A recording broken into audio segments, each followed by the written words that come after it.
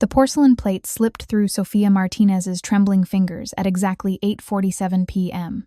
on a Friday night, and in the half-second it took to shatter against the marble floor of Bellissimo, her entire life changed. The crash was deafening. 50 conversations died instantly. The jazz quartet in the corner faltered mid-note. Even the kitchen went silent, that impossible silence that only happens when something truly catastrophic occurs in a restaurant. Sofia stood frozen, staring at the wreckage of chicken piccata and broken china spreading across the floor like an accusation. Her mind went blank with panic. This was her third mistake this week. The wine she'd spilled on Tuesday, the order she'd mixed up on Wednesday, and now this, a full entree destroyed in front of half of Chicago's elite. If you're enjoying this story so far, don't forget to hit the like button and subscribe. Drop a comment telling me where in the world you're watching from. I love hearing from you. I'm so sorry, she whispered to the guest at table 14, a silver-haired woman dripping in pearls who recoiled like Sofia had thrown acid instead of accidentally dropped a plate. Please, let me get you another, you stupid little... The woman's voice was shrill, cutting. Do you have any idea how long we've been waiting? I know, I'm so sorry. I'll have the kitchen rush. Sofia, the roar came from across the dining room. Every head turned to watch Marcus Chen storm toward her, his face purple with rage, veins bulging at his temples like they might actually burst. The manager of Bellissimo was a small man, barely 5'7", but he made up for his lack of height with an excess of cruelty. Sofia's stomach dropped. She'd seen that look before, usually right before someone got fired. Or worse. I'm sorry, Marcus, Shut up.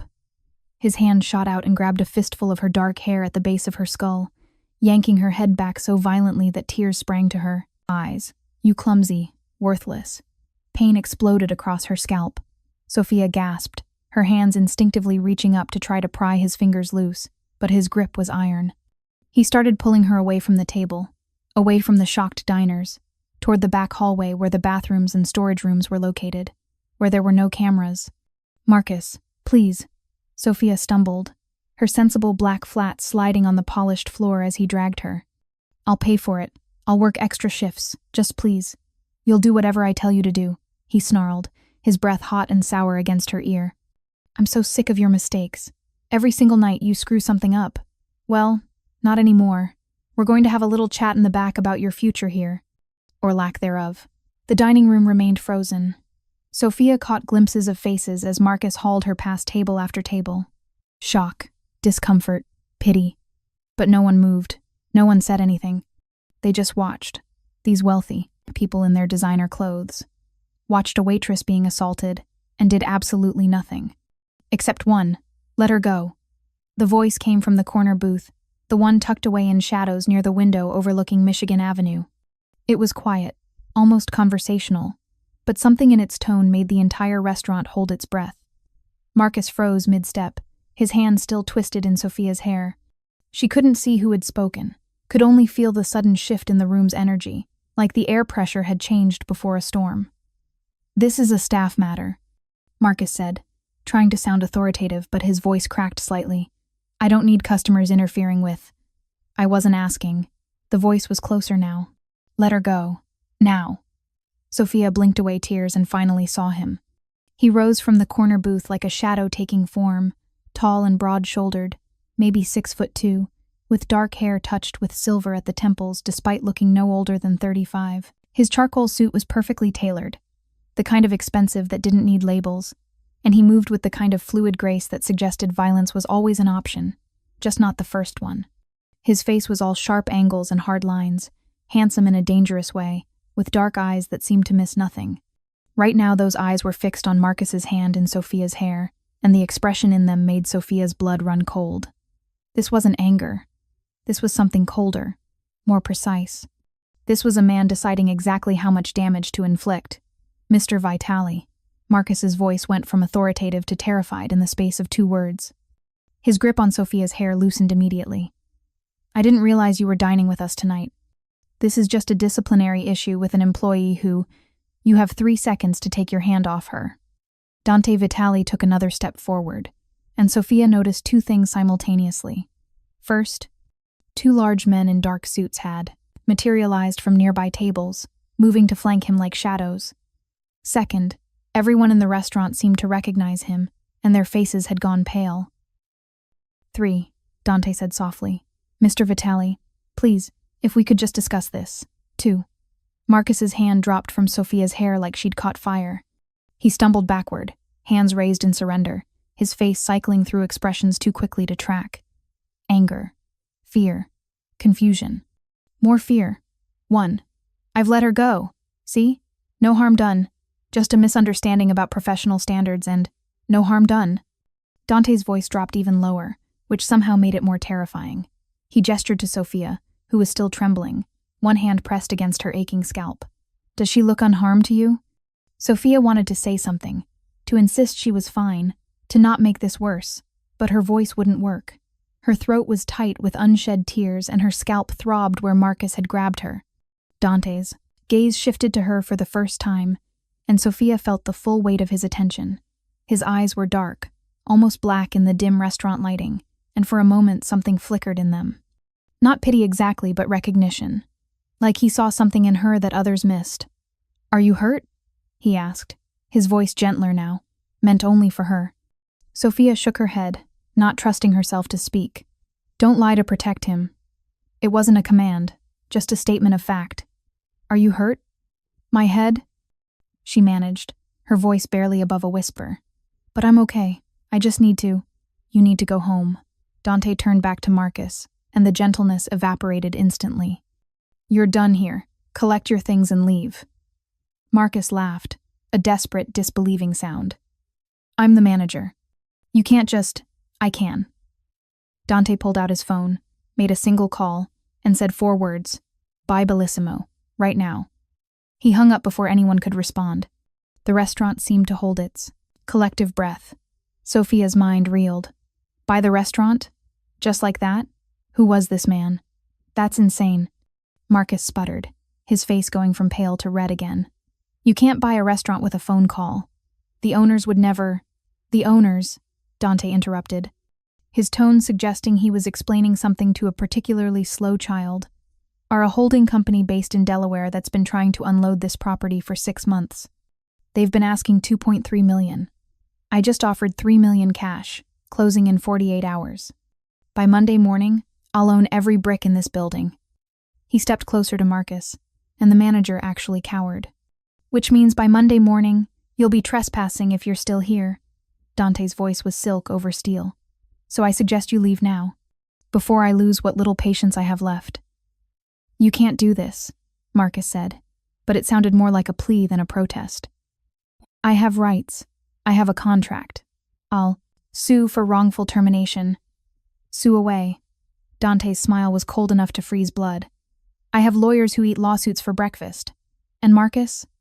When they start digging into your employment history here, into how you've been treating your staff, into the harassment complaints that mysteriously disappeared, into the cash you've been skimming from the register for the past 8 months. He let the threat hang in the air. Marcus's face went from red to gray. I don't know what you're talking about. Yes, you do. Dante gestured to his men. Escort Mr. Chen to collect his belongings. Make sure he doesn't take anything that doesn't belong to him. And Marcus?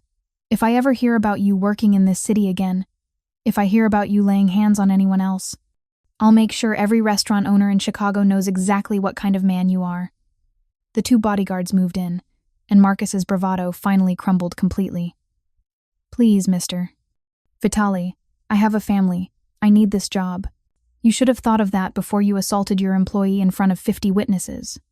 Dante's voice held no sympathy. Get him out of my sight. They escorted Marcus toward the back, his protests fading as the kitchen doors swung shut behind them. The dining room remained frozen, everyone staring at the scene that had just unfolded. Dante turned to address the room, his voice carrying easily in the silence. Ladies and gentlemen, I apologize for the disruption to your evening. Please, continue your meals. If you find this story engaging, please take a moment to subscribe and enable notifications. It helps us continue producing in-depth content like this. Everything is on the house tonight, including wine and dessert. And the staff. He glanced at the other servers who were clustered near the bar, wide-eyed and stunned. Will receive full pay for the evening, plus a bonus. You're free to leave whenever you're ready.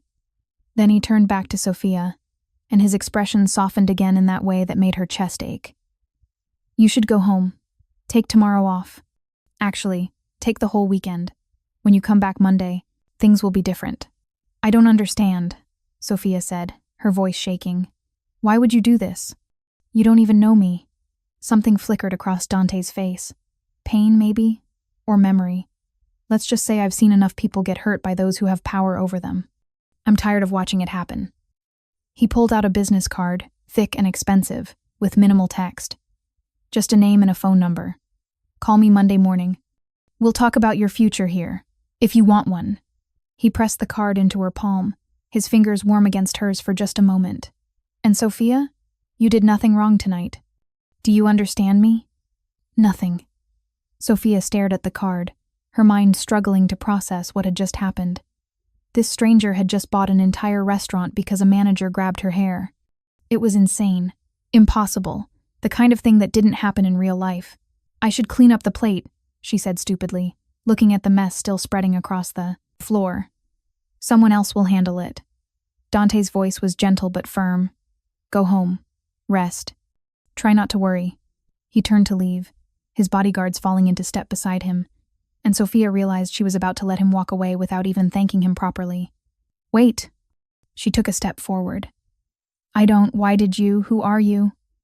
Dante paused at the door, looking back over his shoulder. In the dim lighting, his face was half in shadow, and Sofia couldn't read his expression. "Just someone who hates bullies," he said.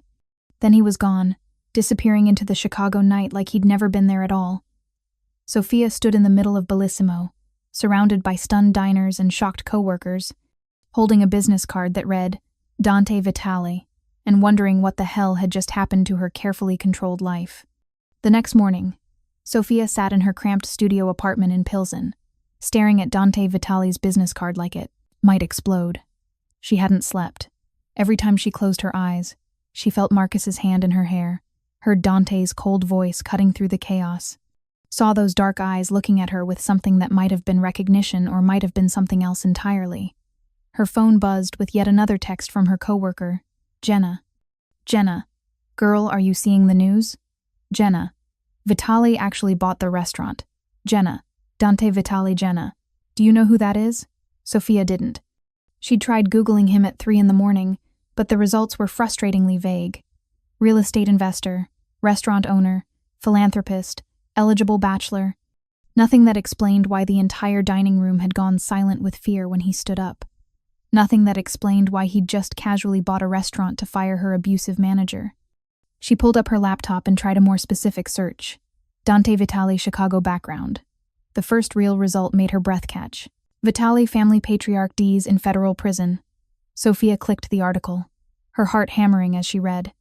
Antonio Vitale, 68, died of a heart attack yesterday while serving a life sentence for racketeering, money laundering, and conspiracy to commit murder. Vitale was the head of one of Chicago's most powerful organized crime families for over 3 decades before being convicted 8 years ago in a landmark federal trial. The article continued, detailing decades of criminal activity, but Sofia's eyes had frozen on a photograph near the bottom. It showed a younger Dante, maybe mid-20s, being led into a federal courthouse, his face hard and closed. The caption read, "Dante Vitale, son of Antonio Vitale, testified against his father as part of a immunity deal." His testimony was crucial in securing the conviction. Sofia's hands shook as she clicked through more articles. Each one painted the same picture. Dante was the son of a mob boss, the one who'd turned on his own father, the one who'd supposedly walked away from organized crime to go legitimate. But legitimate didn't explain the way people had looked at him last night. The fear in Marcus's eyes. The instant obedience from everyone in the room. Her phone rang, making her jump. Unknown number. "Hello? Sofia Martinez?" The voice was female, professional, efficient. "Yes? This is Catherine Park. I'm Mr. Vitale's executive assistant. He'd like to meet with you this afternoon to discuss your employment at Bellissimo. Would 2 p.m. work for you?" Sofia's mind raced. "I thought he said Monday." "Mr. Vitale prefers to handle things quickly. He's requested a meeting today, if you're available." It wasn't really a request, Sofia realized. The polite phrasing couldn't quite hide the expectation of compliance. "Where?" she asked, her voice sounding steadier than she felt. The Bellissimo office. Mr. Vitale will meet you there. After she hung up, Sofia sat staring at her phone for a long moment. Then she pulled up Jenna's texts again and typed out a response. Sofia, tell me everything you know about Dante Vitale. Sofia. And I mean everything. The response came almost immediately. Oh, honey, Jenna. You really don't know. Jenna. His father was Antonio Vitale Jenna. The mob boss Jenna. Dante turned on him. Jenna. Testified against his own father Jenna. Some people say he's gone completely legit Jenna. Other people say he's even more dangerous than his dad was. BC, you can't see him coming. Jenna, why are you asking? Jenna. Sofia Jenna? Did something happen? Sofia didn't respond. She set down her phone and walked to her tiny closet, trying to figure out what you wore to meet with the son of a mob boss who just bought a restaurant to defend you. Her reflection in the mirror showed a 24-year-old woman who looked exhausted and terrified. Dark circles under her brown eyes. Her black hair pulled back in a messy bun. The faint bruise forming on her scalp where Marcus had grabbed her, hidden unless you knew to look for it. Sofia thought about her younger sister, Carmen, 17 and finishing her senior year at Lane Tech. Thought about the medical bills from their mother's cancer treatment 3 years ago. Bills that were finally, slowly, getting paid down. Thought about how desperately she needed this job, any job, to keep their heads above water.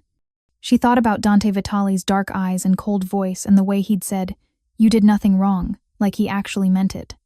Then she got dressed and prepared to walk into whatever came next. Bellissimo looked different in daylight. The elegant dining room that had seemed so sophisticated at night was just empty tables and cold marble floors now, waiting for the evening transformation. The lunch shift didn't start for another hour, and the restaurant felt like a stage between performances. Sofia stood in the entrance, clutching her purse and trying to calm her racing heart. Sofia? A woman in her 40s approached, extending her hand. She wore a perfectly tailored gray suit and had the kind of efficient, no-nonsense air of someone who got things done. I'm Catherine Park. Thank you for coming. Of course, Sofia said, shaking her hand. Her voice came out steadier than she felt. Mr. Vitale is in the manager's office upstairs. This way, please. There was a staircase Sofia had never known existed, tucked behind a door marked private. As they climbed, Catherine made small talk. Have you worked at Bellissimo long? Almost a year. And before that? Another restaurant in Wicker Park. And before that, I was in school. I was studying nursing at UIC. Sofia wasn't sure why she volunteered that information. Catherine glanced back at her, something like interest flickering in her eyes. Why'd you stop? Family circumstances. The polite way of saying my mother got cancer and someone had to work full-time to help pay for treatment. They reached a heavy wooden door at the top of the stairs. Catherine knocked twice, then opened it without waiting for a response. The office was nothing like Sofia expected. She'd imagined something cold and corporate, but instead, she walked into a space that felt almost like a library. Warm wood paneling, a large desk covered in papers and blueprints, windows overlooking Michigan Avenue where the morning sun streamed in, and behind the desk, Dante Vitale. He looked different in daylight, too. Less like a shadowy protector and more like what he actually was, a businessman, powerful and successful, but also human. He wore a white dress shirt with the sleeves rolled up to his forearms, revealing surprisingly strong hands as he reviewed something on his laptop. When he looked up and saw Sofia, he stood immediately. Miss Martinez, thank you for coming. His voice was the same as last night, quiet, controlled, with that undercurrent of steel, but his expression was softer. Please sit down. Catherine, thank you. The dismissal was polite but clear. Catherine left, closing the door behind her, and suddenly Sofia was alone with Dante Vitale in a room that felt much smaller than it was. How's your head? He asked, gesturing to the chair across from his desk. Sofia sat, acutely aware of the way he moved around the desk to lean against it, closer to her but not threateningly so. It's fine, just a little sore. Marcus grabbed you hard enough to bruise. That's not fine. There was something in his voice, an edge of controlled anger, that made Sofia look up. Dante was watching her with those dark eyes, and she realized he wasn't just asking to be polite. He actually wanted to know if she was okay. I've had worse, she said before she could stop herself. Dante's expression tightened. From him? From the job? From customers? From life. Sofia tried to smile, but it felt wrong. It comes with being a waitress, I guess. People think they can treat you however they want, because you're serving them. No, Dante said flatly. That's not acceptable. And it's going to change. He pushed off from the desk and walked to the window, hands in his pockets, looking out at the city below. Sofia studied his profile, trying to reconcile this man with the articles she'd read this morning. The son who'd betrayed his father. The prince of a criminal empire who'd supposedly walked away. I didn't bring you here to interrogate you about Marcus, Dante said, still looking out the window. I brought you here because I want to offer you a job. Sofia blinked. I already have a job. Here, as a waitress. No. He turned back to her, and there was intensity in his gaze that made her breath catch. I'm offering you a real position. Assistant manager. Eventually, if things work out, general manager. The words didn't make sense. Sofia shook her head. I don't understand. I've only been a waitress for 2 years. I have no management experience. I don't even have a degree. Why would you? Because you know this restaurant, Dante interrupted. You know what works and what doesn't. You know what the staff needs, what the customers want. And more importantly, he came back to the desk, leaning forward with his hands braced on the surface. You saw what Marcus was doing wrong and you survived it. That tells me you're smart, resilient, and observant. Those are the qualities I need. Sofia stared at Dante Vitale like he'd just suggested she sprout wings and fly to the moon. You're offering me a management position because I survived being abused by my boss? I'm offering you a position because you're capable of more than serving tables. Dante straightened, crossing his arms. Marcus had been stealing from this restaurant for months. Skimming cash, inflating supplier invoices, running a dozen small schemes that added up to significant losses. Did you know that? Sofia's throat went dry. I suspected something wasn't right. But you didn't report. To who? The words came out sharper than she intended. Marcus was the manager. The owners never came around. The assistant managers were either his friends or too scared to cross him. And I needed this job. I have a little sister depending on me, bills to pay. You don't risk your livelihood on suspicions. Exactly. Dante's expression softened slightly. You were smart enough to see what was happening, practical enough to understand the risks of speaking up, and brave enough to stand up to him when it mattered. Last night, when he grabbed you, you could have just apologized and taken it, but you tried to fight back. I didn't fight back, Sofia said quietly. I just couldn't stop myself from trying to get away. That's still fighting. He pulled a folder from his desk and slid it across to her. This is a contract. Assistant manager position, starting salary of $65,000 a year, full benefits, and a performance bonus structure. Take it home, read it, think about it. If you're interested, we can start next week. Sofia opened the folder with trembling hands. The numbers on the page made her dizzy. $65,000 was more than double what she made as a waitress. With that kind of money, she could pay off the last of her mother's medical bills in a year, could help Carmen with college applications, could maybe even go back to school herself. It was everything she needed, which made it terrifying. Why are you doing this? She asked, looking up at him. Really? Is it guilt? Charity? Some kind of investment? Dante cut her off, but his voice wasn't harsh. I own 17 restaurants across Chicago now. I'm building something, and I need people I can trust in key positions. People who understand what it's like to work from the bottom up. People who won't abuse the power I'm giving them. He moved back to the window, and Sofia noticed the way his shoulders were tight with tension despite his controlled tone. My father built his empire on fear and violence, Dante said quietly. He believed power came from making people terrified to cross you. I watched him destroy lives, break families, hurt people who couldn't fight back. He turned to look at her. I'm trying to build something different. An empire built on fair wages, decent treatment, and giving people opportunities they wouldn't get elsewhere. But I can't do it alone. So you're… what? Trying to redeem yourself? Sofia wasn't sure where the boldness came from, but something about his honesty made her want to push back. Dante's laugh was short and bitter. Redemption might be too ambitious. I'm just trying to be better than my father. That's a low bar. But apparently, it's harder to clear than I expected. The vulnerability in his voice surprised her. This wasn't the cold, commanding man from last night. This was someone who carried weight Sofia couldn't fully understand but somehow recognized anyway. "I'm not your redemption project," she said firmly.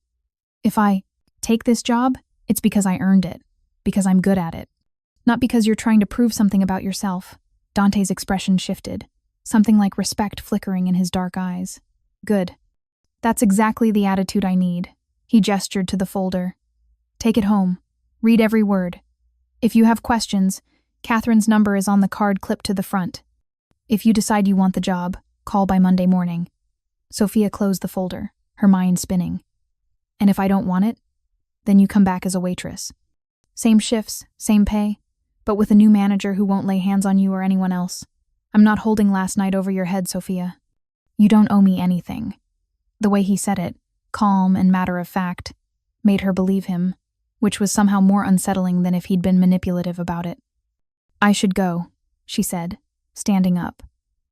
The folder felt heavy in her hands, weighted with possibility and danger in equal measure.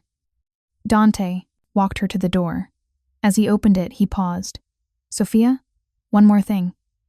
She looked up at him, close enough now to see the faint scar above his left eyebrow, the slight gray at his temples that made him look distinguished rather than old, the careful control in every line of his face. "You said you've had worse than what Marcus did. If anyone, and I mean anyone, treats you that way again, you call me directly. My personal number is on that card too." His voice was soft but absolutely serious. "I meant what I said last night. I'm done watching people with power hurt people without it." Sofia nodded, not trusting herself to speak, and left before she could do something stupid like ask him why he really cared. The weekend passed in a blur of research and doubt. Sofia sat at her kitchen table Saturday morning, Carmen across from her eating cereal and scrolling through her phone, while Sofia read Dante's contract for the 4th time. I'm going to take it, right?" Carmen said without looking up. At 17, her little sister had their mother's sharp intuition and absolutely no filter. "It's literally double your salary." "It's not that simple." "It literally is that simple." "Math doesn't lie, Sofia." Sofia set down the contract and rubbed her temples. "Do you know who Dante Vitale is? The hot rich guy who bought your restaurant?" Carmen finally looked up, grinning. "Jenna's been sending me screenshots. He's like, stupid attractive, in a dangerous kind of way. His father was Antonio Vitale." Carmen's grin faded. "Oh, yeah. Oh." Their mother had been terrified of the mob. It was a thing in their community. You didn't talk about the Vitale family, the Calabrese family, any of the Italian crime families that had run Chicago for decades. You looked the other way, kept your head down, and prayed you never got caught in their crossfire. And now Sofia was considering going to work for Antonio Vitale's son. "But he testified against his dad, right?" Carmen said slowly. "Doesn't that mean he's one of the good guys? Or it means he's smart enough to look like a good guy?" Sofia pulled up the articles she'd bookmarked. "Look at this. Everyone says he went legitimate, but people are still terrified of him. Last night, grown men were scared just because he stood up. That's not normal, Carmen. Neither is having a manager drag you by your hair in front of 50 people." Carmen's voice went hard. "Mama didn't raise us to take abuse from anyone. If this guy is offering you a way out, a real way to finally get ahead, why wouldn't you take it? Because what if it comes with strings attached? Then you cut the strings." Carmen stood, taking her bowl to the sink. "Sofia, you've been working yourself to death for 3 years. You dropped out of nursing school for me and Mama. You work doubles every week. You never go out, never have fun, never do anything except hustle to keep us afloat. Maybe it's time to let someone help." "I don't need help. Everyone needs help." Carmen hugged her from behind, resting her chin on Sofia's shoulder. "And maybe this guy isn't as scary as you think.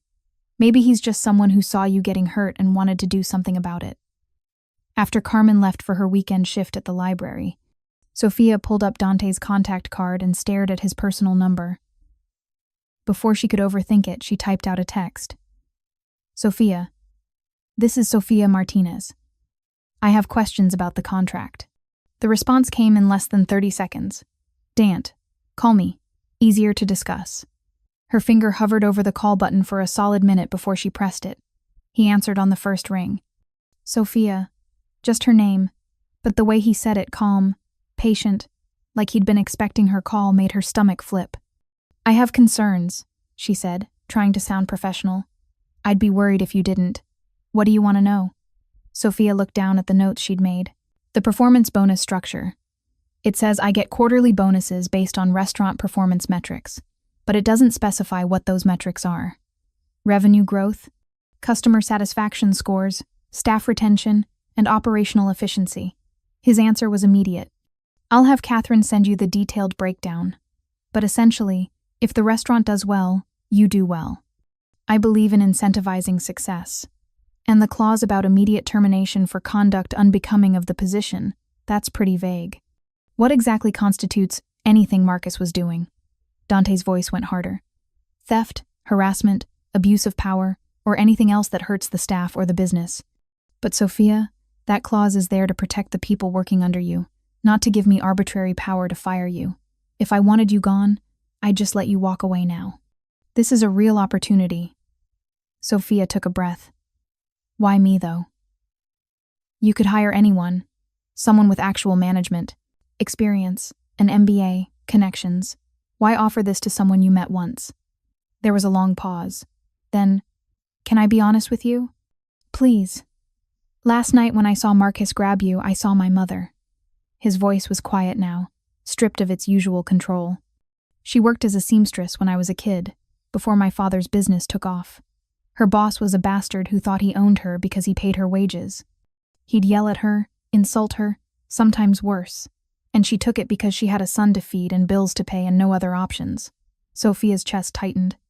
I was 8 years old, watching my mother come home in tears, and I couldn't do anything about it, Dante continued. I was powerless, and I swore that if I ever had power, I'd use it to make sure other people didn't have to feel that way. So yes, maybe this is partially about me. Maybe I'm trying to be the person who helped my mother when no one else would. But it's also about you being capable, smart, and deserving of a chance you wouldn't get otherwise. Sofia stared at her kitchen wall, processing his words. That's a lot of honesty. You asked for it. She could hear the slight smile in his voice. Any other questions? Just one. If I take this job and it doesn't work out, if I'm terrible at it or decide it's not for me, what happens? Then we part ways professionally. I give you a good reference, and you find something better. No hesitation. I'm not interested in trapping people, Sofia. I'm interested in building something that works. If this doesn't work for you, then it doesn't work. No hard feelings. It should have sounded too good to be true. Maybe it was. But something in Dante's voice, that thread of vulnerability when he talked about his mother, made Sofia want to believe him. Okay, she said. I'll take the job. Yeah, but I have conditions. Name them.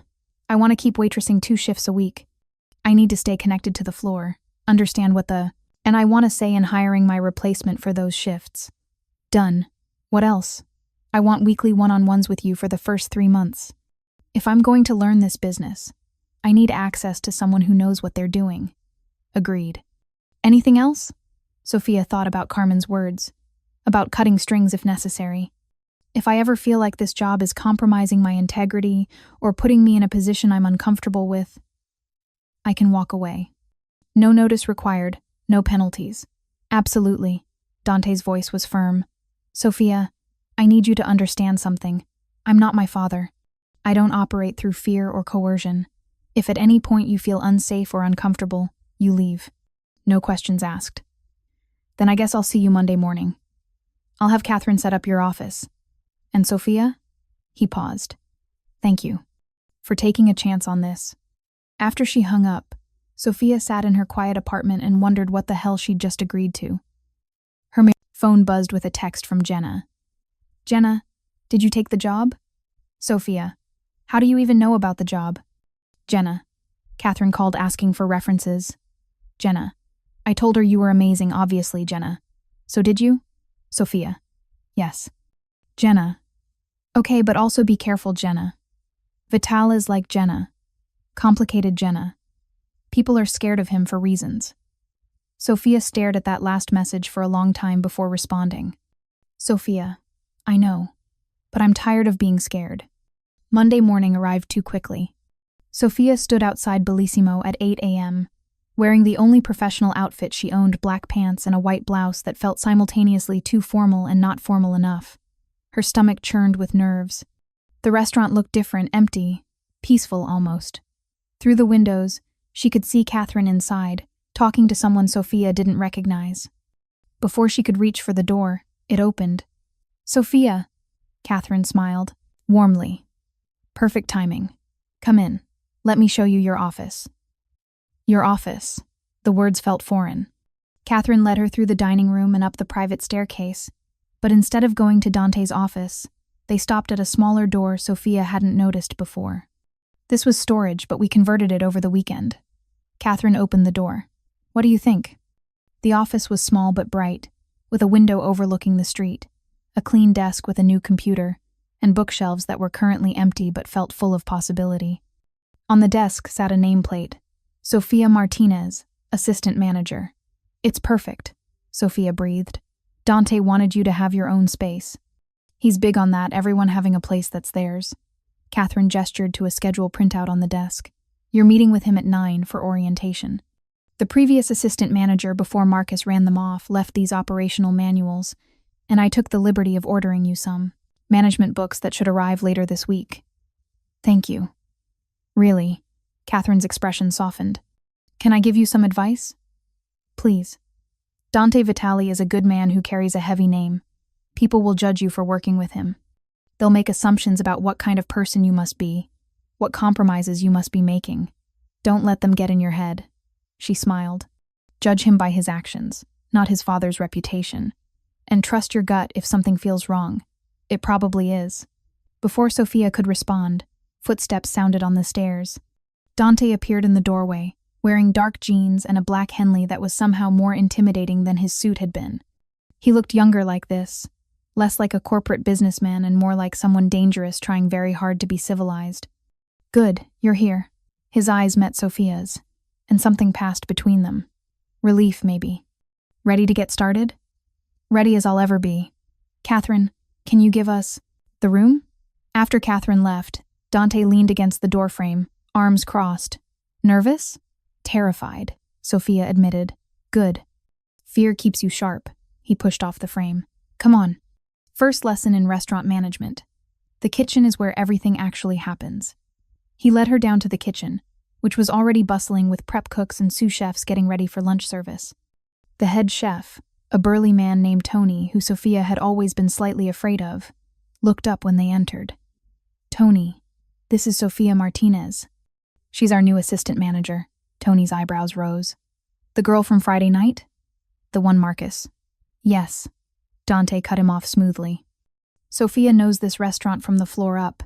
She's going to be learning operations from every angle, which means she'll be spending time in your kitchen. I expect everyone to treat her with respect and answer her questions honestly." "She know anything about kitchens?"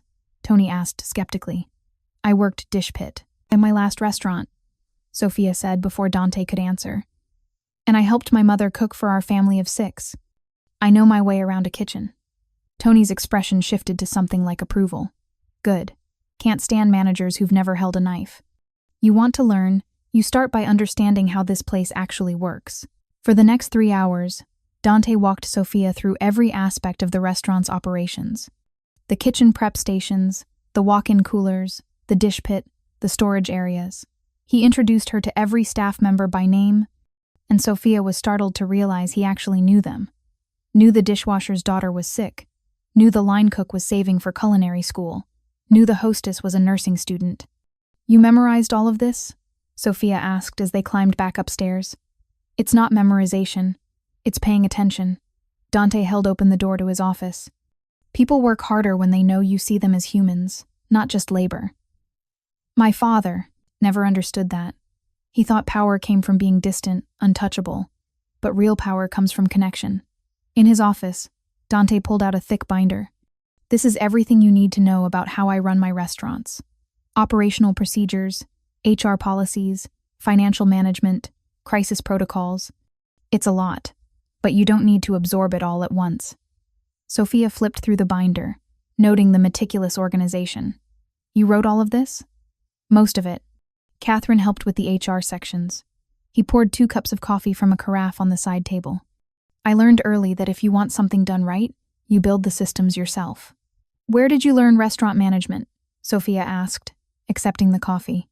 I read that you have an MBA, but that's not the same as knowing how to actually run a place like this. Dante was quiet for a moment, stirring his coffee. When I was 25, right after I testified against my father, I left Chicago, spent 2 years in Italy, working in my grandmother's cousin's restaurant in Florence, started as a dishwasher. Worked every position until I understood how each piece connected. Why? Because I needed to learn how to build something legitimate from the ground up. I needed to prove to myself that I could create value without violence. He met her eyes. My father's empire was built on taking from people. I wanted to build something that gave instead. Sofia struggled for words. That's actually beautiful. Dante laughed, short and surprised. No one's ever called my life story beautiful before. Well, maybe they should. Sofia set down her coffee. You turned your back on everything you knew, everything your family built, to start over as a dishwasher. That takes courage. Or stupidity. Courage, Sofia insisted. And it makes me feel better about taking this job. If you could start over from nothing, maybe I can learn to do this. Something in Dante's expression softened. You're going to be great at this, Sofia. I know it. The moment stretched between them, warm and charged with something Sofia didn't want to examine too closely. Then Dante's phone rang, shattering the connection. He glanced at the screen and his entire demeanor changed. The warmth drained from his face, replaced by cold alertness. I need to take this. His voice was clipped. Sofia, take the rest of the day. Review the manual. Come back tomorrow morning at 8. We'll continue then. Is everything okay? It's fine. Just business. But the way he said it made Sofia's stomach clench. She left the office, but as she descended the stairs, she heard Dante's voice, low and dangerous in a way she hadn't heard before. I don't care what he wants. The answer is no. Tell Calabrese if he comes near any of my properties again, he'll regret it. A pause. I'm done playing the game, Marco. I walked away. He needs to accept that. Sofia's blood ran cold. Calabrese. She knew that name. Everyone in Chicago knew that name. The Calabrese family ran the North Side. They were everything the Vitales had been: violent, powerful, and untouchable, and apparently, they wanted something from Dante. Something he'd just refused to give them. Sofia hurried down the rest of the stairs, her mind racing. She'd taken a job working for a man trying to go legitimate while his former world pulled him back. What had she gotten herself into? Sofia didn't sleep that night. Every time she closed her eyes, she heard Dante's voice on the phone, cold, controlled, threatening. Tell Calabrese if he comes near any of my properties again. He'll regret it. By 3 a.m. She was sitting at her kitchen table with her laptop, searching for information about the Calabrese family. What she found made her blood run cold. Vincent Calabrese had taken over the North Side operations after Antonio Vitale's arrest. Where the Vitales had been calculated and strategic, the Calabreses were brutal and impulsive. 3 murders in the past year alone, all unsolved. Protection rackets, drug trafficking, human smuggling. They were everything wrong with organized crime, without even the veneer of honor the old families pretended to maintain. And now they wanted something from Dante. Sofia's phone buzzed with a text from Carmen. Carmen, why are you still awake? I can hear you pacing. Sofia, can't sleep. First day nerves. Carmen, liar Carmen. What's really wrong? Sofia stared at her phone. She couldn't tell Carmen the truth that she'd just discovered her new boss was being pressured by the mob. That the legitimate businessman she'd agreed to work for might not be as far removed from his father's world as she'd thought. Sofia, just processing a lot. Go back to sleep. Carmen, if this job isn't safe, you don't have to do it. Carmen, we'll figure something else out. The thing was, Sofia didn't know if it was safe. She didn't know anything anymore. At 7 a.m., exhausted and wired with anxiety, Sofia got dressed and headed to Bellissimo. She told herself she was going to have a professional conversation with Dante about what she'd overheard. She was going to ask direct questions and demand honest answers. But when she arrived at the restaurant, she found chaos instead. 2 police cars were parked outside. Through the windows, she could see officers talking to Catherine. And standing in the middle of the dining room, absolutely still and radiating barely controlled fury, was Dante. Sofia's stomach dropped. She pushed through the door, and Catherine immediately intercepted her. "Sofia, maybe you should— What happened?" Sofia looked past her to where Dante was speaking with a detective in a rumpled suit. "Someone vandalized the restaurant last night." Catherine's voice was low. "Broke the front windows, spray-painted threats on the walls, destroyed thousands of dollars worth of equipment in the kitchen." "What kind of threats?" Catherine hesitated, then pulled out her phone and showed Sofia a photo. Red spray paint across the pristine white walls. "Traitor and blood always tells," and, most chillingly, "Your father's debts come due." "Oh God," Sofia breathed. "The police think it's gang-related. They're asking about Dante's connections." Catherine's expression was tight with worry. "This is bad, Sofia. Really bad." Dante noticed Sofia then, and something flickered across his face— regret, maybe, or resignation. He said something to the detective, then walked over to them. "Sofia, I need to talk to you. Privately." He led her upstairs to his office, and the moment the door closed, the controlled facade cracked. Dante ran his hands through his hair, a gesture so unlike his usual composure that Sofia's heart clenched. "I'm sorry," he said, his back to her as he stared out the window. "I should have told you yesterday. Should have warned you what you were getting into." "The Calabreses," Sofia said. "This was them." Dante turned, surprise flashing across his face. "You know about— I heard your phone call yesterday, and I spent last night researching." Sofia crossed her arms, trying to project confidence she didn't feel. "Vincent Calabrese wants something from you. What is it?" For a long moment, Dante just looked at her. Then he moved to his desk, pulled out a bottle of whiskey from a drawer, and poured himself a finger. It wasn't even 8 a.m. When my father ran Chicago, he had arrangements with the other families. Territory divisions, profit-sharing agreements, mutual protection deals. After he went to prison, those agreements fell apart. The Calabreses took over most of the North Side operations, but there are still assets that technically belong to my father's organization. What kind of assets? Buildings, businesses, bank accounts in the Cayman Islands. Dante took a drink. "I inherited control of them when my father died. Legally, they're mine. But Vincent Calabrese believes that since he took over my father's territory, those assets should transfer to him. And you said no." I said hell no. Dante's voice went hard. "Those assets represent decades of blood money, extortion, human suffering. I'm not handing them over to another crime boss so he can fund more of the same. I've been systematically liquidating everything, cleaning the money through legitimate channels, and donating it to victim support organizations." Sofia sank into a chair. "That's actually noble. Tell that to Calabrese. He thinks I'm stealing from him, that I owe him loyalty because of my father's old alliances." Dante set down his glass. "Yesterday, he sent a message through an intermediary. Said if I don't transfer the assets within 30 days, he'll start targeting my businesses, my people." "Is that what last night was?" "The vandalism? That was a warning shot. Calabrese is testing me, seeing if I'll fold under pressure." Dante's jaw tightened. "He doesn't understand that I'm done being part of that world. That I'd rather lose everything than go back to what my father was." Sofia's mind raced. This was exactly what she'd feared, that working for Dante meant getting caught in the crossfire of his past. That his attempt to go legitimate was just a fantasy, and reality would eventually drag him back into violence. But looking at him now, at the exhaustion and determination in his face, she saw something else. She saw a man who'd spent 8 years fighting to be different, to be better, and wasn't about to give up just because his past wouldn't let go. "What are you going to do?" she asked quietly. "Keep moving forward. Keep building legitimate businesses.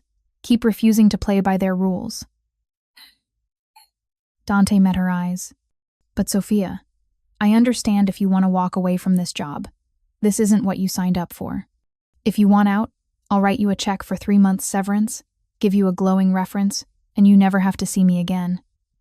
It was the second time he'd offered her an exit, the second time he'd made it clear she wasn't trapped.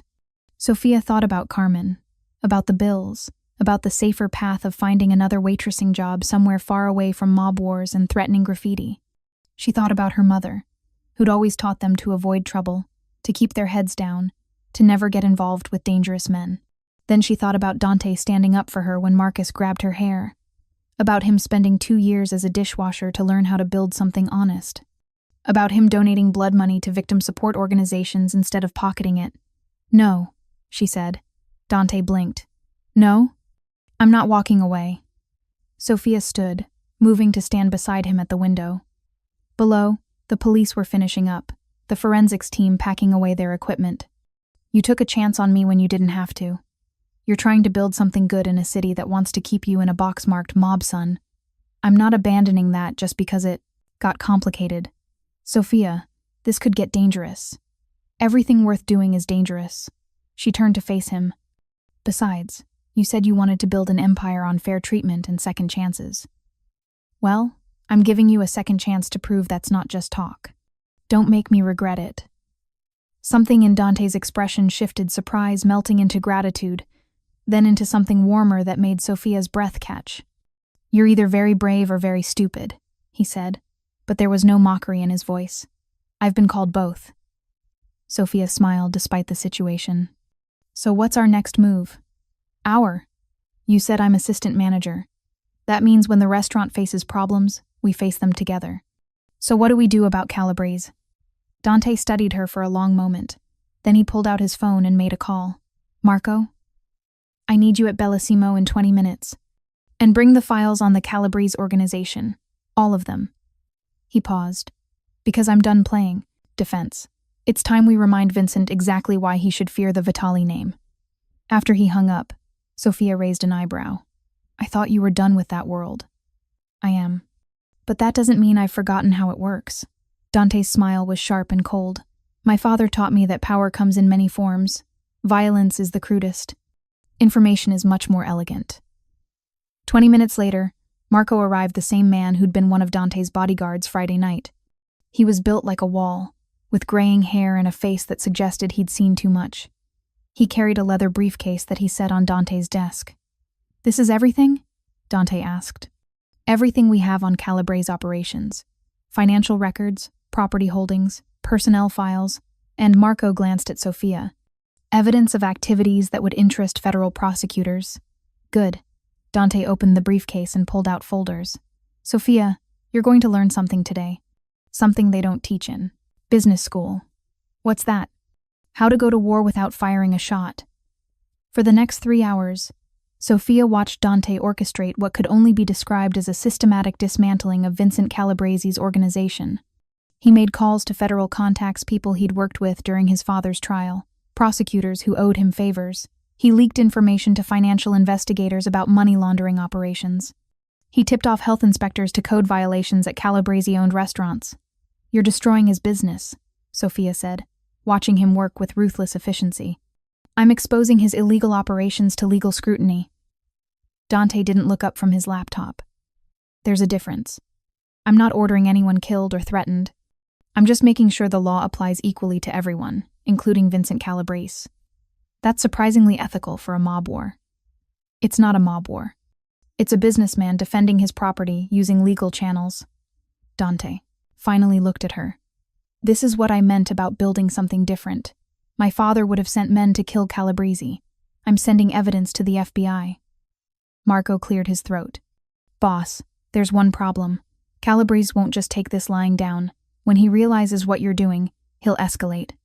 Maybe not at the restaurant level, but..." His eyes flickered to Sofia. "He might go after softer targets." The implication hung heavy in the air. "What does that mean?" Sofia asked, even though she was afraid she already knew. "It means," Dante said slowly, his voice tight with controlled anger, "that Vincent might try to get to me through people I care about, people in my organization, people he perceives as weaknesses. Like me, like anyone associated with me. Yes." Dante stood, pacing. "Which is why I'm assigning you security." "Absolutely not. Sofia, I'm not having bodyguards follow me around. I have a life, a little sister, a neighborhood where people already look at me sideways for working in a fancy restaurant. I'm not showing up with armed men in suits. Then you'll have surveillance." Dante's tone left no room for argument. "Marco's team will monitor your apartment, your routes to work, anywhere you go regularly. Discreet. You won't even notice them. That's non-negotiable." Dante's eyes were hard. "You want to stay in this job? Fine. You want to help me rebuild this restaurant? Excellent. But I will not have your blood on my hands because Vincent Calabrese wants to send me a message. Either you accept protection or you walk away. Those are the only options. Sofia wanted to argue, wanted to insist she could take care of herself. But the intensity in Dante's face, the barely controlled fear beneath his anger, stopped her. Fine, she said. But if I catch anyone following me to the grocery store, we're going to have words. Duly noted. That afternoon, Sofia tried to focus on actual work, reviewing staff schedules, learning the inventory system, meeting with the new floor manager Dante had hired. But her mind kept drifting to the conversation with Marco. Softer targets. At 5 p.m., Sofia called Carmen. Hey, what's up? Her sister sounded cheerful, unburdened by the knowledge that they might be in danger. Where are you right now? Library. Studying for my calculus test. Why? Stay there until I pick you up. Don't walk home alone. Sofia. What's wrong? You're freaking me out. Nothing's wrong. Sofia closed her eyes. Promise me. Wait for me to pick you up. Okay. I promise. But you're buying me dinner for being weird. After she hung up, Sofia found Dante in his office, still working through files. I need to talk to you about my sister. Dante looked up immediately. Is she okay? She's 17. She's in high school. She takes the bus everywhere and works at the library on weekends. Sofia's voice cracked slightly. If Calabrese decides to come after people close to me, she'll have protection too. Dante was already pulling out his phone. Marco, I need a team on Carmen Martinez. High school student, works at the library. Get me her schedule and assign 2 people to shadow her. Completely discreet. You don't have to, Sofia started. Yes, I do. Dante set down his phone. This is my fault, Sofia. My past, my problems. I won't let innocent people get hurt because of it. Your father's problems, Sofia corrected. You're not responsible for what he did, but I am responsible for how I handle his legacy. Dante rubbed his face, exhaustion showing through. I thought I could just walk away.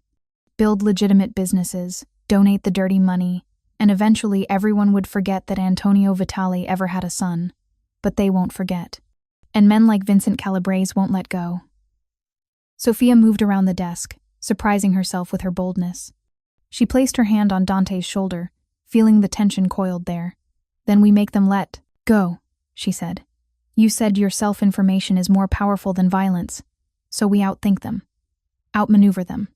We build something so legitimate, so successful, that your father's name becomes a footnote in your story, not the whole chapter. Dante looked up at her, and for the first time since Friday night, she saw vulnerability in his eyes, real fear, not for himself, but for her and everyone else caught in this mess. I don't know if that's possible, he said quietly. 2 years ago, you were a dishwasher in Florence. Now you own 17 restaurants. You've already done impossible things. Sofia squeezed his shoulder. We'll do this one too. The moment stretched between them, charged with something Sofia didn't want to name. Then Dante's phone rang, shattering the connection. He glanced at the screen and his expression went cold. It's Calabrese. He's calling me directly. Answer it, Sofia said, moving to stand beside him. And put it on speaker, if we're in this. Together, I should hear what we're dealing with. Dante hesitated, then accepted the call and activated the speaker. Dante Vitale. His voice was ice. To what do I owe the pleasure? You know exactly why I'm calling. Vincent Calabrese's voice was rough, like he'd smoked 2 packs a day for 40 years. You've been making moves, kid. Calling in favors, causing problems for my operations. I have no idea what you're talking about. Don't play stupid. 3 of my restaurants got surprise health inspections this morning. My accountant just got subpoenaed by a federal grand jury, and the FBI raided one of my construction sites. Calabrese's voice rose. You think I don't know who's behind this? Sounds like you've been running illegal operations and finally got caught. Dante's tone was conversational. That's not my problem. Everything that happens in this city is your problem, kid. You're Antonio Vitale's son. That means you have obligations, responsibilities to the families who helped your father build his empire. My father's empire was built on blood and suffering. I want nothing to do with it or the people who profited from it. That's too bad. Calabrese's voice went cold. Because you don't get to walk away. Blood is blood, Dante. And sooner or later, you're going to remember that you're one of us, whether you like it or not. I'm nothing like you. We'll see. I'm giving you one more chance to do the right thing. Transfer the assets, acknowledge your obligations, and we can all move forward peacefully. And if I refuse, then I start teaching you lessons about loyalty, about family, about what happens to traitors who think they're better than their blood. A pause. Nice restaurant you've got in Wicker Park. Bella Vista, right? Pretty place. Lots of families eat there. Would be a shame if something happened to it. Sofia's blood ran cold. You threaten my businesses or my people, Dante said, his voice dropping to something lethal. And you'll discover exactly how much of my father I inherited. Not his cruelty, Vincent. His ruthlessness. His ability to destroy anyone who crossed him. The difference is, I'll do it legally, publicly, and you'll watch your entire organization crumble while I smile from the courtroom gallery. Silence on the other end. Then Calabrese laughed, sharp and bitter. You've got balls, kid. I'll give you that. But balls don't stop bullets. Remember that. The line went dead. Sofia realized she was holding her breath. He just threatened to kill you. He threatened all of us. Dante was already texting, his fingers flying across the screen. Marco, increase security at all properties. Bella Vista especially. And get me a meeting with the FBI field office, tomorrow morning if possible. He looked at Sofia. Are you sure you want to stay? Because after that call, things are going to get worse before they get better. Sofia thought about walking away, about the safe, boring life she could have, about protecting Carmen from mob wars and federal investigations. Then she thought about Dante standing up for her when no one else would. About the way he was trying so desperately to be different from his father. About the exhaustion and determination in his eyes as he fought a war on two fronts against his past and for his future. I'm staying, she said. But Dante? Yeah? When this is over, you're giving me a raise, hazard pay. Despite everything, Dante laughed, a real laugh that transformed his face from dangerous to almost boyish. Deal. As the sun set over Chicago, Sofia stood beside Dante Vitale and wondered if courage was really just stupidity with better PR. But either way, she wasn't running. Not anymore. The next 2 weeks were a blur of careful maneuvers and escalating tension. Dante met with federal prosecutors, providing evidence of Calabrese's operations in exchange for increased scrutiny of the crime family. Sofia threw herself into learning restaurant management, spending 12-hour days reviewing operations, implementing new systems, and earning the respect of a staff that had initially been skeptical of the waitress-turned-manager. And every night, she went home to Carmen under the watchful eyes of security she couldn't see but knew was there. You're being weird, Carmen said one evening as they ate takeout in their apartment. Constantly checking your phone, looking over your shoulder. What's really going on with this job? Sofia had kept most of the truth from her sister. But looking at Carmen, now 17, smart and deserving of honesty, she made a decision. The man I work for used to be part of a mob family. He's trying to go legitimate, but people from his past don't want to let him. Carmen set down her lo mein. Are we in danger? You're protected. We both are. That's not what I asked. Sofia met her sister's eyes. Yes, potentially. But Dante is handling it through legal channels. No violence. Just complicated business warfare. And you're staying in this job because he stood up for me when no one else would. Because he's trying to be better than where he came from. Because, Sofia paused, realizing the truth as she spoke it, because I believe in what he's building. Carmen was quiet for a long moment. Then she reached across the table and took Sofia's hand. Mama always said you had the biggest heart of anyone she knew. That you'd give everything to help people who deserved it. She squeezed. Just promise me you'll be careful. That you won't sacrifice yourself trying to save someone else. I promise. But even as Sofia said it, she wondered if it was a promise she could keep. The breaking point came on a Wednesday evening. Sofia was closing the restaurant, doing a final walkthrough with Tony in the kitchen, when her phone rang. Unknown number. Hello? Heavy breathing on the other end, then a voice, distorted and electronic. Sofia Martinez. You should choose your employers more carefully. Her blood turned to ice. Who is this? A friend. Giving you advice. Walk away from Dante Vitale. Walk away before you get hurt. Is this Calabrese? A laugh. This is someone who knows what happens to pretty girls who get caught in crossfire. Dante can't protect you forever. Sooner or later, his past catches up. And when it does, you'll be collateral damage. The line went dead. Sofia stood frozen in the kitchen, her hand shaking around her phone. You okay? Tony asked, noticing her expression. I need to find Dante. She found him in his office, going over financial reports with Marco. One look at her face and Dante was on his feet. What happened? Sofia told him about the call.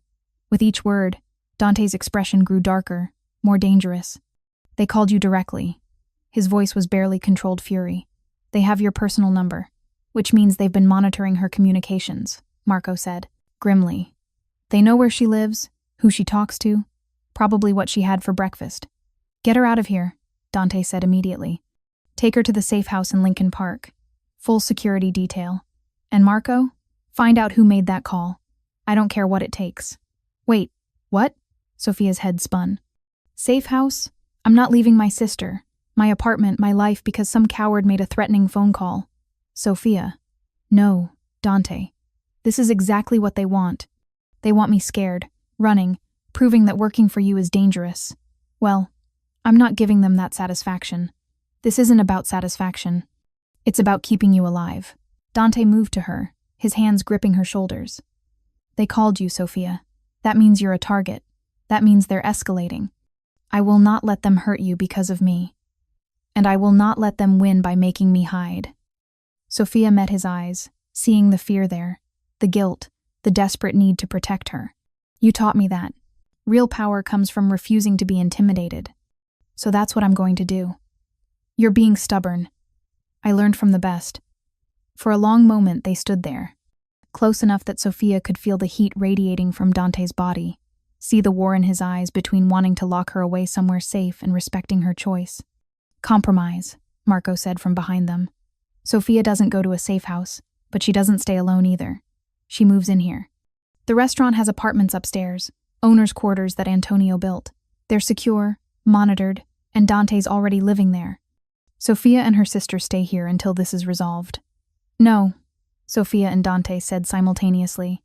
Marco raised an eyebrow. Boss, it's the only option that keeps her safe without imprisoning her.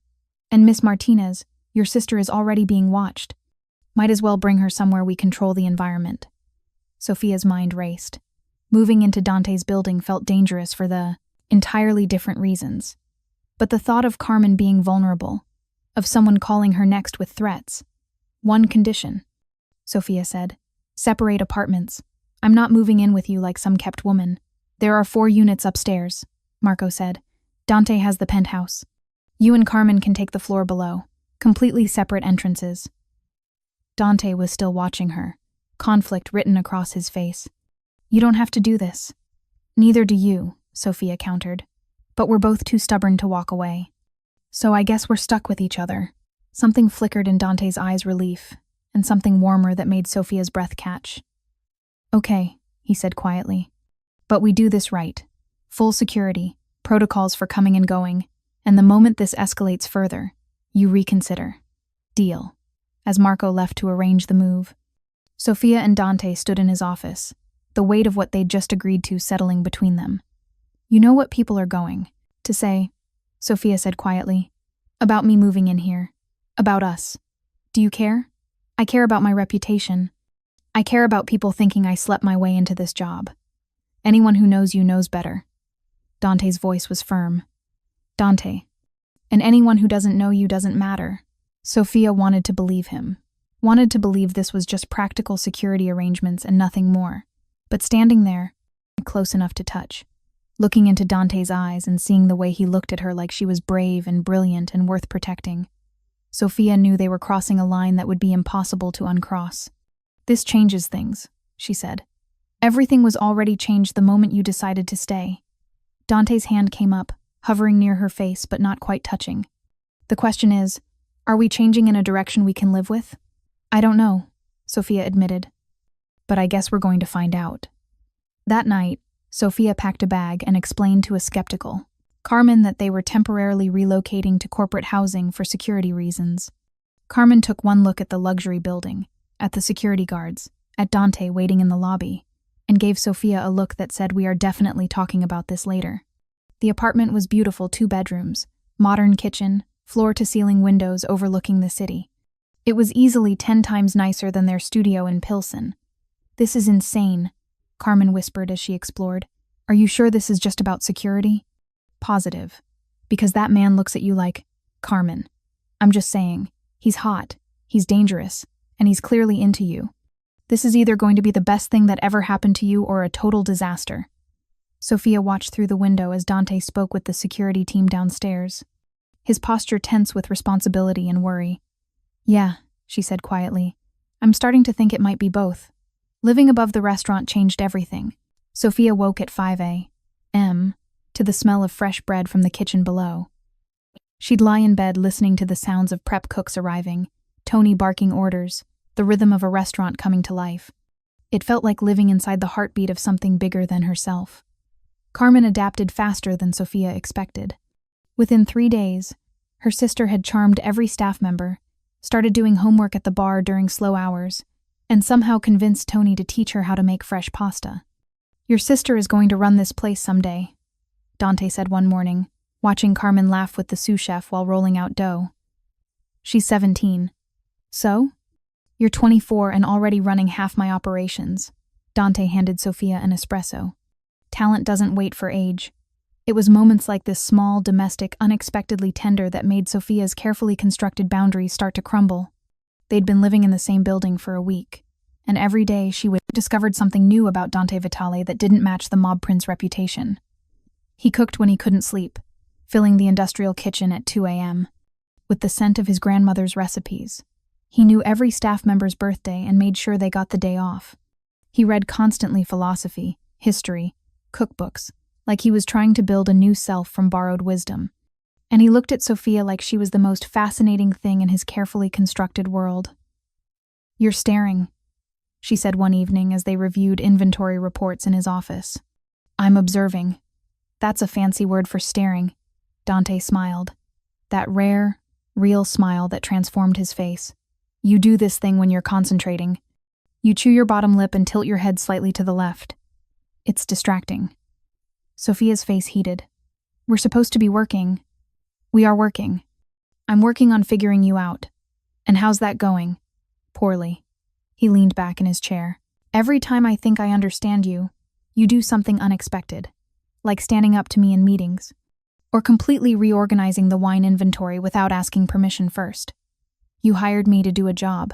I hired you because you were getting abused by your manager. The job was an excuse." Dante's eyes held hers. "But you've turned it into something real. The staff respects you. Revenue is up 12%. You've implemented systems I never thought of.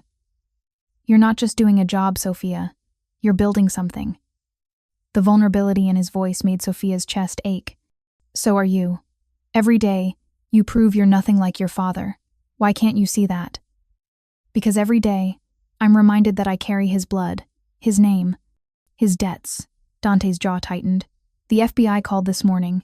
They've built a case against Calabrese, but it'll take months to move through the courts.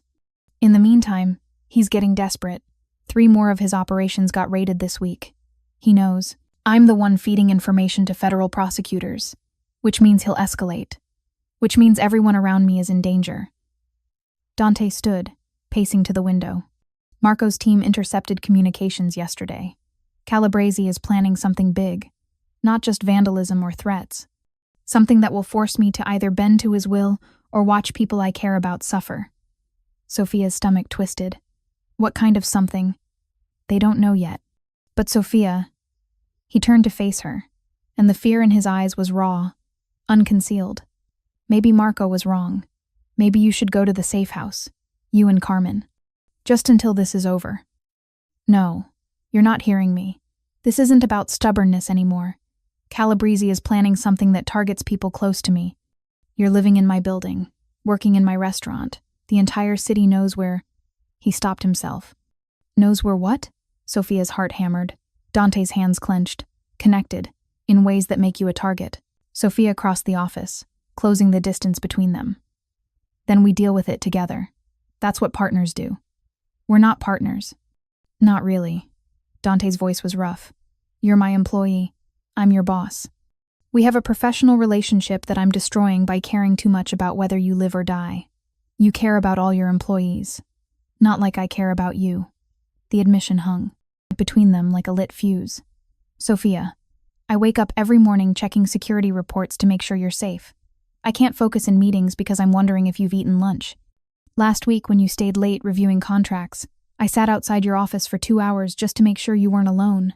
This isn't professional concern. This is..." He cut himself off, but Sofia could see the war in his eyes, the desire to finish that sentence, battling against every reason he shouldn't. "This is what?" she whispered. "Something I can't afford to feel." Dante stepped back, putting distance between them. "You deserve better than the son of a mob boss. Better than someone with a target on their back. Better than me. That's not your decision to make. It's the only decision that keeps you safe," Sofia wanted to argue. Wanted to close the distance again and make him admit what they both felt building between them. But before she could, Marco burst through the door. "Boss, we have a problem." Dante's entire demeanor shifted instantly. "What happened?" "Bella Vista.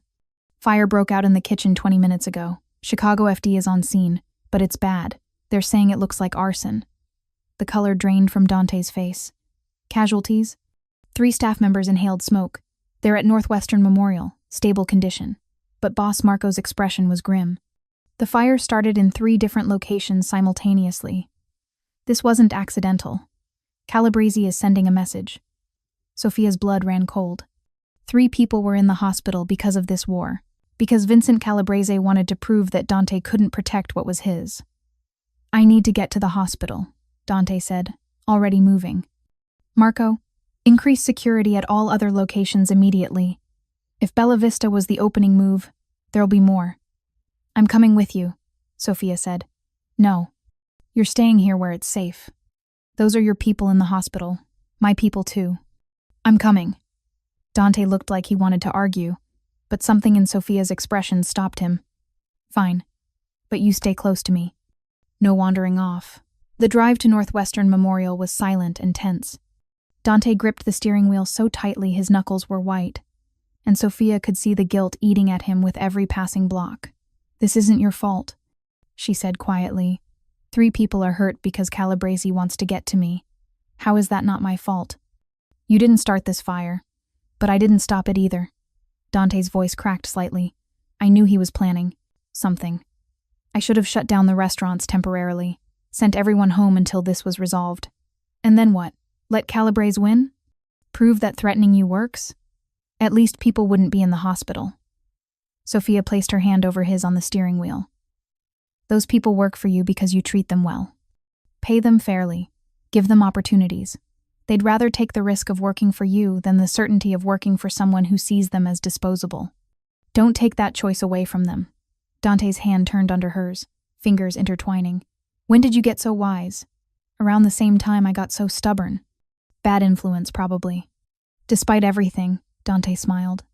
At the hospital, they found the 3 staff members, 2 line cooks, and a dishwasher in the ER, being treated for smoke inhalation. Their families surrounded them, worried but relieved. Dante spoke with each one, apologizing, promising their medical bills would be covered, their jobs would be waiting. And Sofia watched the way he transformed his guilt into action, into taking care of people who depended on him. "Mr. Vitale," one of the cooks, a young man named James, said hoarsely, "it's not your fault. We all knew working for you might attract attention, but you're the best boss any of us have ever had. We're not going anywhere. You should," Dante said quietly. "Find jobs somewhere safer. I'll write you recommendations, give you severance. Respectfully, sir?" "No." James glanced at his coworkers, who nodded agreement. "You gave me a chance when I had a record and no one else would hire me. You gave Maria here a chance when she was undocumented and terrified. You've never treated us like we're disposable. So yeah, some asshole burned down the kitchen. We'll rebuild. Together." Sofia saw Dante's throat work as he swallowed emotion. "Thank you," he managed. "All of you. For your loyalty. I promise I'll end this. Soon." As they left the hospital, Sofia's phone rang. "Carmen. Hey, everything okay?" "Sofia, there are more security guards here now. Like, a lot more. What's going on?" "Shit." She'd forgotten to call Carmen about the fire. There was an incident at Bella Vista. Just a precaution. Are you safe? I'm fine. But Sofia, I'm not stupid. This is getting scary. I know. I'm coming back now. We'll talk. After she hung up, Dante said, She's right. This is too dangerous. I'm sending both of you to the safe house tonight. Dante, this isn't negotiable anymore. His voice was hard, absolute. Calabrese just proved he'll hurt anyone to get to me. I won't risk you or Carmen becoming his next message. Before Sofia could argue, his phone rang. He glanced at the screen and his expression went cold. It's him, Dante answered, putting it on speaker. Calabrese, did you get my message? Vincent's voice was smug. 3 people in the hospital. Could have been 30. Could have been dead. I'm being merciful, kid. Merciful? Dante's voice was lethal. You burned down a restaurant and hospitalized innocent people. That's terrorism, Vincent. The FBI will do exactly nothing because I have enough politicians in my pocket to tie up any investigation for years. Calabrese laughed. But we can end this right now. Transfer the assets. Acknowledge that you owe loyalty to the families who supported your father. Do that, and nobody else gets hurt. Go to hell. Wrong answer. You know what I think your problem is, Dante? You think you're different from your old man because you don't get your hands dirty. But you're forgetting something important. What's that? Antonio Vitale's greatest strength wasn't violence. It was knowing what people valued most. Knowing exactly where to apply pressure. A pause, heavy with threat. You value this legitimate empire you're building. These restaurants, these people who trust you. That pretty little assistant manager you've been keeping close. Antonio would have known exactly how to motivate you. And so do I. The line went dead. Sofia's hands trembled. He knows about me. Specifically about me. He knows I care about you. Dante's voice was hollow. Which makes you the perfect target. They drove back to Bellissimo in silence, the weight of Vincent's threat suffocating. When they arrived, Marco was waiting with news that made everything worse. We intercepted more communications. Calabrese has hired outside contractors, professional arsonists with no connections to his organization. They're planning to hit all your properties simultaneously tomorrow night. Bella Vista was just a test run. Dante sank into his chair, the control finally cracking. He's going to destroy everything I've built. Not if we stop him first, Marco said. The FBI is ready to move. They have enough evidence to arrest Calabrese and most of his lieutenants on RICO charges, but they need 12 more hours to coordinate with federal marshals, secure warrants. We don't have 12 hours. He's moving tomorrow night. Then we move tonight. Sofia surprised herself with her certainty. We evacuate all the restaurants, get everyone to safety, and let the FBI make their arrests before Calabrese can execute his plan. That's not enough, Dante said.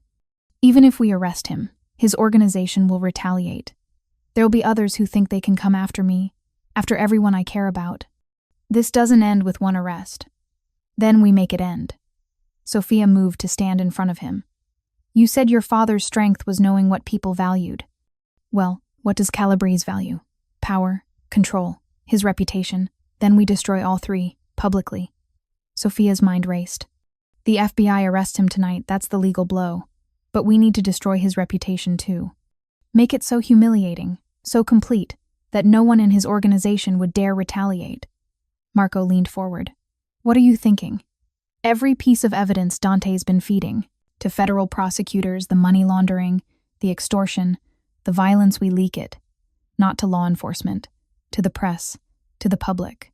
We let Chicago see exactly what kind of man Vincent Calabrese is. That's dangerous, Dante said. It exposes me too. Shows that I've been actively working against him. That I turned on my father's old allies. It makes me a target for every criminal in the city who values loyalty above everything. Or, Sofia countered, it makes you a hero. The son who rejected his father's legacy and took down a crime boss to protect innocent people. You've been trying to distance yourself from Antonio Vitale's shadow. This is how you step into the light completely. Dante studied her, conflict warring in his expression. If we do this, there's no going back. I'll never be able to operate in the shadows again. Every move I make will be scrutinized. Every business decision questioned. Good. Let them scrutinize. You have nothing to hide. And you? Dante's voice was soft. If we do this, you'll be part of the story. The assistant manager who stood beside me while I took down a mob boss. Your name will be in the papers, your face on the news. People will make assumptions, judgments. Your life will never be quiet again. Sofia thought about the quiet life she'd had before Dante Vitale walked into it. The invisible existence of a waitress just trying to survive. The safety of being nobody. Then she thought about the 3 people in the hospital. About James saying Dante had given him a chance when no one else would. About building something that actually mattered. I don't want quiet anymore, she said. I want to be part of something that changes things. With you. Something in Dante's eyes shifted, fear melting into determination, guilt transforming into purpose. Okay. He stood, his voice taking on that edge of command Sofia had first heard when he defended her from Marcus. Marco, contact the FBI. Tell them we're moving tonight. Get me their lead prosecutor on the phone in 10 minutes. Sofia, call Catherine. I need her here with every piece of evidence we have on Calabrese operations. And he pulled out his phone. I'm calling every restaurant owner in Chicago who's ever been threatened by Calabrese. It's time we all stood together. For the next 3 hours, Dante's office transformed into a war room. Federal agents arrived. Prosecutors reviewed evidence. Restaurant owners showed up one by one, some scared, some angry, all tired of living under Vincent Calabrese's threats. Sofia watched Dante orchestrate it all with ruthless efficiency. This wasn't the man who cooked at 2 a.m. or worried about her eating lunch. This was Dante Vitale operating at full power, strategic, commanding, and absolutely in control. You're staring again, he said during a brief lull, catching her eye across the room. I'm observing. Sofia threw his words back at him. You're good at this. Leading people, building coalitions. I learned from watching my father destroy them. Dante's expression was complicated. He knew how to make people fear him. I'm trying to make them trust me instead. It's working. At 11 p.m., the FBI moved. Coordinated raids across the north side hit Calabrese operations simultaneously. Within an hour, Vincent Calabrese was in federal custody, along with 15 of his top lieutenants. At midnight, the story broke. Not just the arrests, but everything. Financial records showing decades of money laundering. Testimony from victims. Evidence of murders, extortion, and trafficking. And at the center of it all, the name Sofia had suggested they use as the source. Anonymous tip from concerned Chicago businessman leads to major organized crime bust by 1 a.m. Dante's phone was ringing nonstop. News outlets wanting interviews. Politicians wanting to associate themselves with taking down Calabrese. And, most importantly, a call from the U.S. Attorney's Office. Mr. Vitale, we'd like to discuss your cooperation in this matter. Your testimony against your father was crucial in our original RICO case. Your evidence against Calabrese has been equally valuable. We're prepared to offer you formal protection and immunity for any activities related to— I don't need immunity, Dante interrupted. I haven't done anything illegal. I'm just a businessman who believes in following the law. After he hung up, Sofia smiled. Just a businessman? Well, a businessman with a complicated family history. Dante's expression was lighter than she'd seen it in weeks. But yes, just a businessman. You did it, Sofia said softly. You actually did it.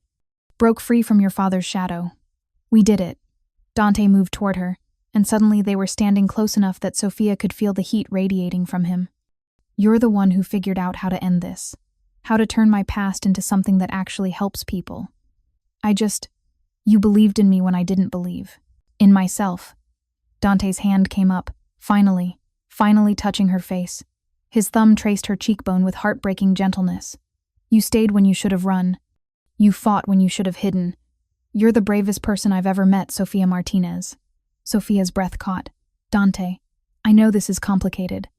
I know I'm your boss and you're my employee, and there are 1,000 reasons this is a terrible idea. His forehead touched hers. But I'm tired of pretending I don't feel this.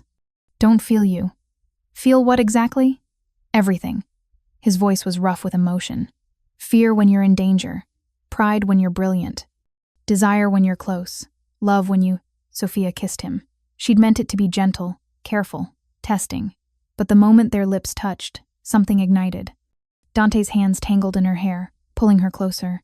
Sofia's fingers gripped his shirt, holding on like he was the only solid thing in a spinning world. The kiss was desperate and tender, fierce and soft, everything they'd been holding back finally breaking free. When they finally pulled apart, both breathing hard, Dante rested his forehead against hers. That was overdue, Sofia finished. Probably inappropriate given that we're technically in your office during a federal investigation, but definitely overdue. Dante laughed, the sound bright and unburdened. So what happens now? Now? Sofia stepped back, straightening her clothes with shaking hands.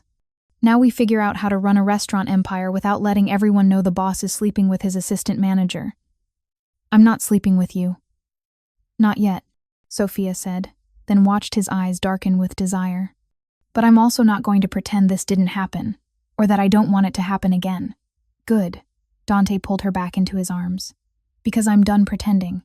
Done hiding. If we're going to do this, we do it honestly, public if necessary. People will talk. Let them. He kissed her again, softer this time. I spent years caring what people thought of me, trying to be respectable, legitimate, worthy. But you know what I learned tonight? What? The only person whose opinion actually matters is yours. Dante's smile was real, unguarded. So what do you think, Sofia Martinez? Want to date your mob prince turned legitimate businessman boss and deal with all the chaos that entails? Sofia thought about her quiet life before Dante. About being invisible, powerless, safe. Then she thought about standing beside him while they took down a crime boss. About building something that mattered. About the way he looked at her like she was brave and brilliant and worth everything. Yeah, she said, pulling him down for another kiss. I really do. 3 months later, Bellissimo was packed for its grand reopening gala. The restaurant had been completely renovated after the Calabrese incident. New kitchen, updated dining room, and a private event space where Dante and Sofia currently stood, greeting guests. You look beautiful, Dante murmured as a city councilman moved past them toward the bar. Sofia glanced down at her emerald dress, the first truly expensive thing she'd ever owned, a gift from Dante that she'd initially refused, until he'd pointed out that as the face of his restaurant empire, she needed to look the part. You clean up pretty well yourself. Dante wore a perfectly tailored navy suit, and Sofia still wasn't used to the way her stomach flipped when he looked at her like she was the only person in the room. They'd been dating for 2 months now, publicly, scandalously, and with absolutely no apologies. The press had been brutal at first, headlines screaming about the mob boss's son and his Cinderella waitress.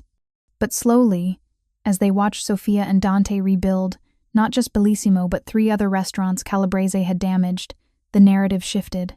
Now they were Chicago's most unexpected power couple. The reformed prince and the woman who believed in him, Sofia. Carmen appeared, stunning in her prom dress that she'd insisted on wearing to practice for college events. At 17, she'd already been accepted to Northwestern with a full scholarship and a job offer from Dante to work summers at Bellissimo. The Tribune wants a photo of you and Dante by the kitchen. Tell them 5 minutes. After Carmen disappeared, Dante pulled Sofia aside, into the quiet hallway near his office. I have something for you, he said, suddenly nervous in a way she'd never seen him. Dante, you already gave me this dress, and the shoes, and it's not a gift. Well, it is, but he pulled out a folder. Just look. Sofia opened it and gasped. Inside were property deeds, articles of incorporation, and a partnership agreement. You're making me a partner? An actual partner in the business? 50% ownership in Bellissimo and Bella Vista, if you want it. Dante's voice was careful.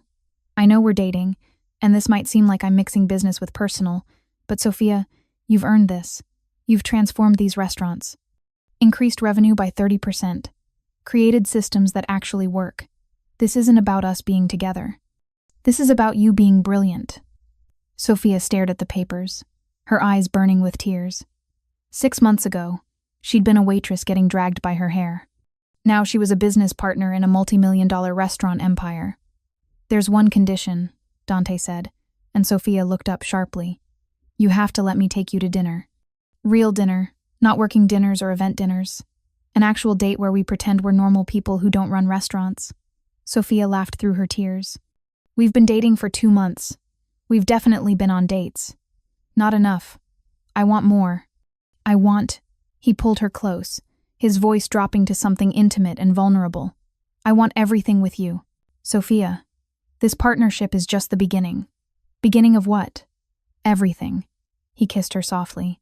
A business, a life, a future that has nothing to do with my father's legacy and everything to do with what we build together. Sofia thought about the girl she'd been 6 months ago.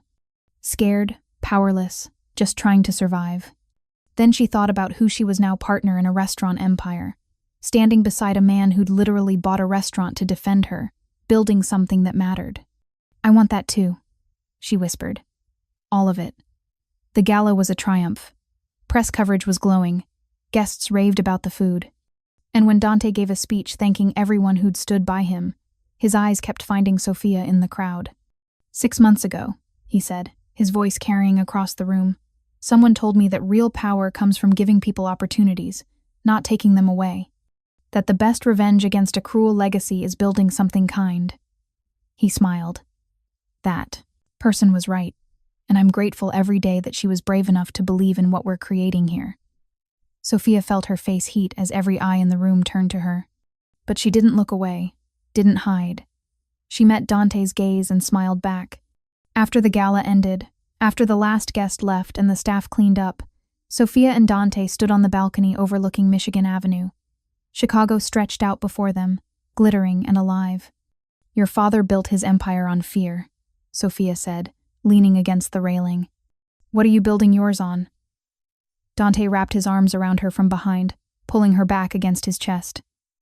Hope. Second chances. The belief that where you come from doesn't determine where you're going.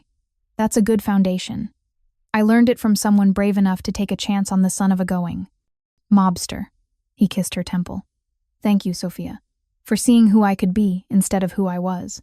Sofia turned in his arms, looking up at this man, who'd changed her life by standing up when no one else would, who'd built an empire on kindness instead of cruelty, who'd chosen her, over and over, even when it was complicated. Thank you for proving that sometimes the powerful actually do protect the powerless. She pulled him down for a kiss. And for being the best terrible decision I've ever made. Dante laughed against her lips. Terrible? The best kind of terrible. Sofia grinned. The kind that changes everything.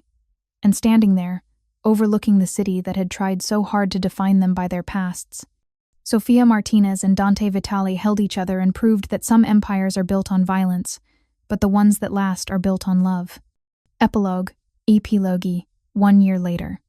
The wedding was small, just close friends and family in the garden of Dante's grandmother's villa in Tuscany. Carmen was maid of honor. Marco stood as Dante's best man. And Tony, surprisingly emotional, catered the entire event with recipes from both Dante's grandmother and Sofia's mother. I can't believe you're actually doing this, Jenna whispered as she helped Sofia into her dress, simple, elegant, nothing like the mob princess gown the press had speculated she'd wear. Marrying the reformed son of a crime boss? Yeah, me neither. Sofia smiled at her reflection. But somehow it works. Because you're both crazy. In the best way. The ceremony was perfect. Dante cried when Sofia walked down the aisle. Sofia cried when Dante promised to spend the rest of his life building a legacy they could both be proud of. And when they kissed, sealing vows that had nothing to do with power or fear, and everything to do with partnership and love, their guests erupted in applause. At the reception, Dante pulled Sofia onto the dance floor. So, Mrs. Vitale, he murmured against her ear, how does it feel to have voluntarily taken the name of Chicago's most notorious crime family? Like I'm redefining what that name means. Sofia smiled up at him. Besides, technically, I'm Sofia Martinez Vitale. I'm keeping my identity. Good. I fell in love with Sofia Martinez. I'd hate to lose her just because she married me. They swayed together as the Tuscan sunset painted everything gold. Around them, their people celebrated restaurant staff, federal prosecutors who'd become friends, business partners who'd taken chances on the reformed mob prince and his brilliant partner. What are you thinking? Dante asked, noticing Sofia's quiet smile. That 1.5 years ago, I dropped a plate and my life exploded. And somehow, that catastrophe led to this. She gestured to the celebration, the villa, the life they'd built. How does that even happen? Sometimes the best things start with disasters. Dante kissed her forehead. My father's arrest was a disaster that led me to Florence. Marcus grabbing you was a disaster that led me to you. Calabrese's threats were a disaster that proved what we could build together. So you're saying we should embrace disaster? I'm saying we should embrace transformation. The fire that nearly destroyed us made us stronger. His hand found hers, their wedding rings catching the light. And I don't know what disasters are coming next, but I know we'll face them together. Sofia pulled him down for a kiss, tasting wine and promise and future. Thank you so much for watching until the end. If you loved this story, check out the other videos on your screen now. I think you'll really enjoy them. And don't forget to subscribe if you haven't already. See you in the next story.